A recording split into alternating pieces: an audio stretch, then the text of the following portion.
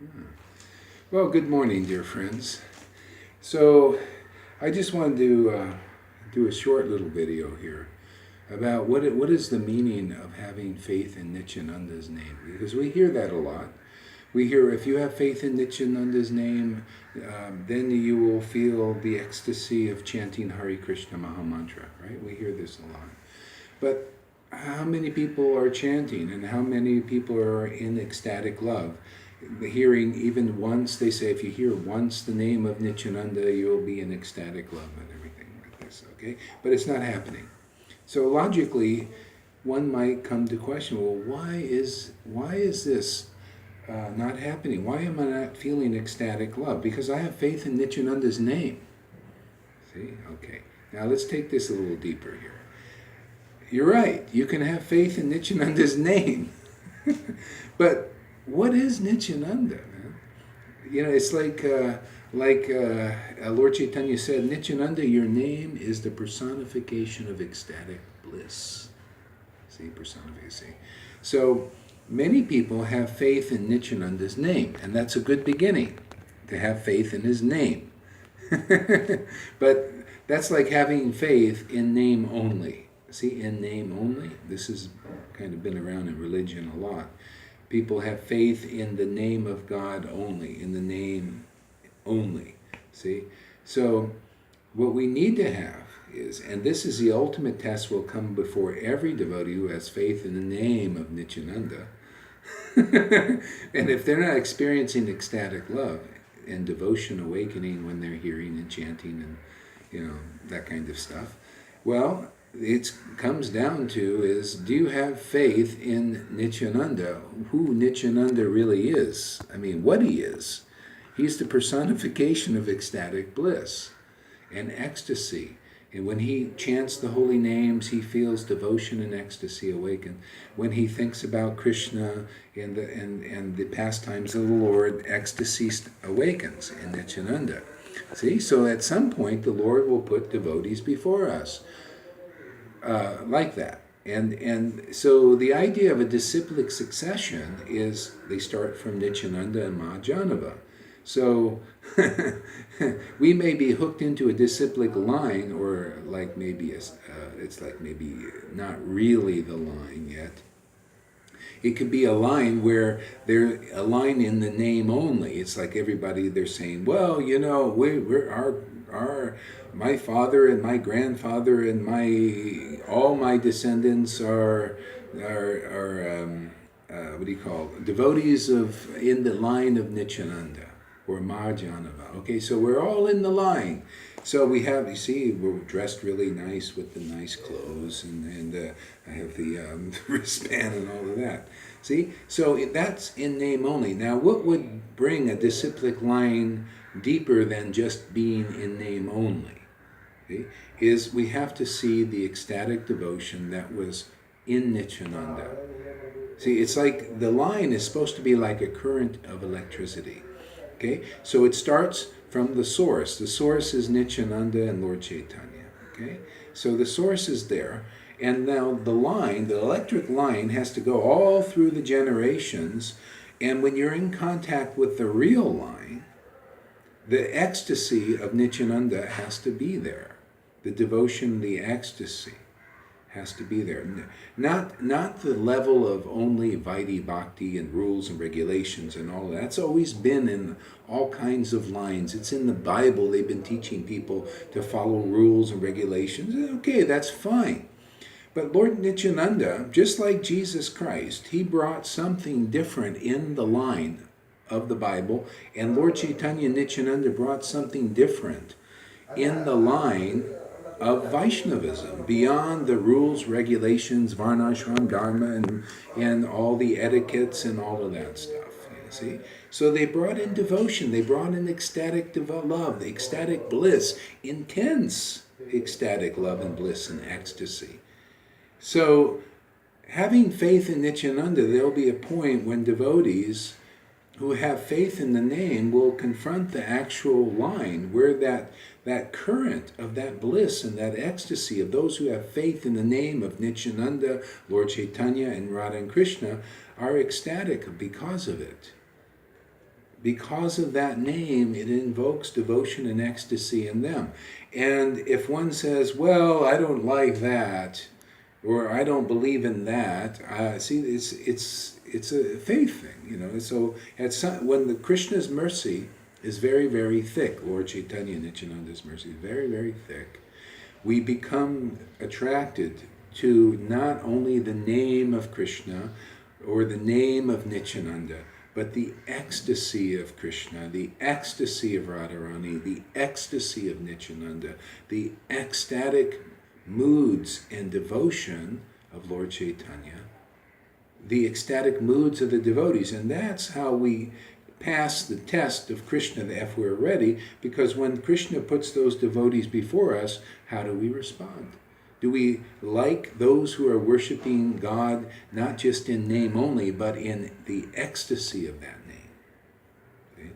Same thing is happening in Christians. You can see the same thing. There are many Christians that I've met that are ecstatic now. They're ecstatic Christians. They went beyond the religion of the Bible and all of that stuff, the Vaidhi level of it. They went beyond that. And it's just like similar to where Lord Krishna says in Bhagavad Gita, abandon all varieties of religion and just surrender to me. I will give you all protection. Like this, surrendering to the name of God, surrendering to God like this. And the protection really is like, first we're protected by rules and regulations and injunctions. That's a kind of protection. But that's part of religion still. But the ultimate protection comes by the Lord himself, in his name, in his devotion, in his ecstasy. That's what Jesus brought to the disciplic line. See? Even now, there are many Christians who do not believe in the ecstatic Jesus. They just believe in the line of the rules, the regulations, and the word only without the ecstasy. When they see the ecstatic Christians with all this holy rolling stuff, and they're actually rolling on the ground, sometimes crying, laughing, all these things, they don't like it. It's the same thing in Vaishnavism. See? And so you see the progression is always pretty much the same. That, first Vaidhi Bhakti is taught, just like Moses taught the rules and regulations. Then the more ecstatic devotees come in to usher in the next level, which is the spirit of devotion. See, like Srinivas, these devotees who came after Lord Caitanya disappeared, they were still teaching the supremacy of devotion and this devotional spirit, this ecstasy, this bliss of the name, the ecstasy of the name of God. They had it and they preached the principles of that. So then it gets us beyond just worshiping God in name only, or just because it's a pious thing. We're actually feeling the ecstatic devotion of that worship. Okay? So that's really how we connect with the line. You have to see the real line is in that ecstatic worship. The real intimate devotees of Lord Nityananda and Lord Caitanya and Radha and Krishna, they're going to have that kind of ecstasy. They're going to have intense devotional ecstatic bliss and ecstasy. And when they chant Nityananda's name or Lord Caitanya's name, sometimes they cry, sometimes they laugh, sometimes their voices choke up. I mean, it's just, that's their way of worship. They're not satisfied with any other way. That's what I said. They care about this intimate kind of worship of God. So that's proof to God and the Lord that we're understanding the process, understanding where the real line is. And of course, that depends if you believe those who are preaching, like these kinds of things. You may not believe it. You may believe the person's preaching on the Vaidhi platform, who is a little more superficial. It just says, well, you should have a bona fide spiritual master in the line, somebody initiated by Prabhupada or Narayan Raj or some bona fide guru. But it's not taken to the deeper levels because only the ecstatic devotees can take it to the deeper levels and say, well, you got to find the line within the line. Madhavinda Puri wasn't a bona fide guru, and he had two types of disciples. One had the mercy of bhakti and devotion and bliss and ecstasy, and the other example, who was in this bona fide line, did not have this bhakti because he didn't understand it. He didn't really, he was against it. He was unfavorable to it, and he even criticized his own guru and wanted to instruct his guru. There are always disciples like that. They don't believe in the ecstatic devotion of even their guru. See? So who's going to explain that? A Vaidhi Bhakti devotee? No, they don't see in those terms. They can't. Only, like Bhaktivinoda Thakur taught in Sri Krishna Samhita, it's the devotees who go in devotional trance, ecstatic devotion, ecstasy of their worship, can properly ascertain the pastimes of Krishna and teach that path, teach the Raganuga path. It's not something in name only. Well, I was, my father and grandfather in line, we're all in the line of Nityananda. See, the seminal line, we're all seminal in there, but there's no symptoms of this ecstatic devotion. See? I've heard even a Goswami tell me the same thing. He, in Mayapur, he said, these saints, see, now it's attributed to only saints can have this kind of devotional ecstasy, but was not Lord Caitanya's intent that only a few people get it. He wanted everyone connected to the real lines to get this ecstatic bliss and devotion and charity, actually. That's how it really comes.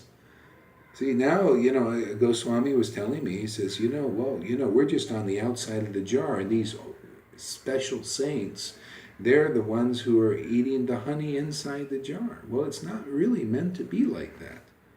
It's meant that Lord Caitanya wants so many people to get into this ecstatic level of worship. It's not something you can even attain by being the perfect devotee. I hear this a lot. Oh, this person is the perfect devotee. He is perfect. He never does anything wrong. Then when you find out the person has some imperfection, then you lose all faith in them. Even Jesus said, there's none perfect but the Father. You can go and see imperfections in everyone, in all persons, if you look hard enough, if that's where your mind is. And that's where Ramachandra Puri, a disciple of Madhavinda Puri, went wrong. He was criticized even his guru. He looked for faults in his guru, even imagined ones.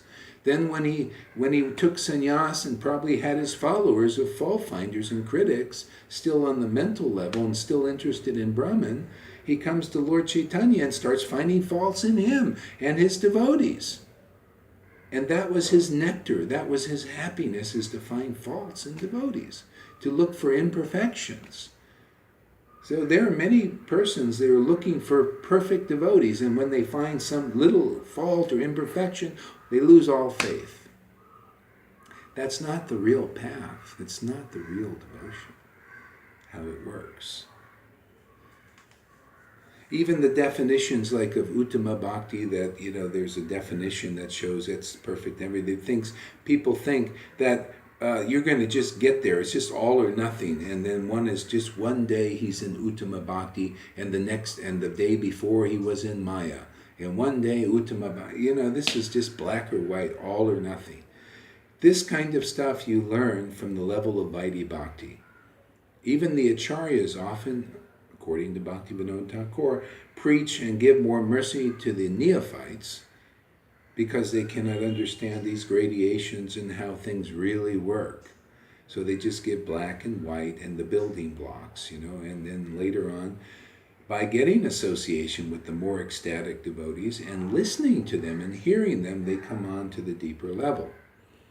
Otherwise, if you wonder if anybody out there has been doing Vaidhi Bhakti for 25 years, 30 years, 40 years now even, Prabhupada was here 40 years, and you're not ecstatic in your chanting the name of Nityananda and Lord Caitanya and Krishna like this, and Radha, and the pastimes, and you're not reading the Goswami books, after 40 years, maybe you might start to think, well, maybe I need the help of the ecstatic devotees who are relishing not only the name of Nityananda or of Lord Caitanya or Radha and Krishna, but their ecstatic ecstasy of their mood.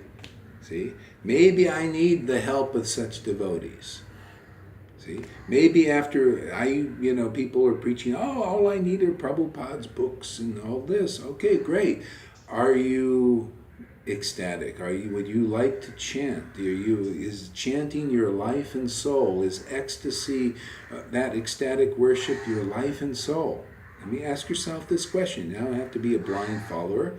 Well, if it's not, maybe if the mercy of Krishna is thick enough, you might understand what we're talking about here, and then start to look for the devotees who are chanting the names of God, not just in name only, or because of duty, or they're doing it because they just naturally attracted. It's their life. They cannot live without chanting God's names, or singing His names and His glories, or whatever devotees do to remain connected with the Lord through pure devotional service.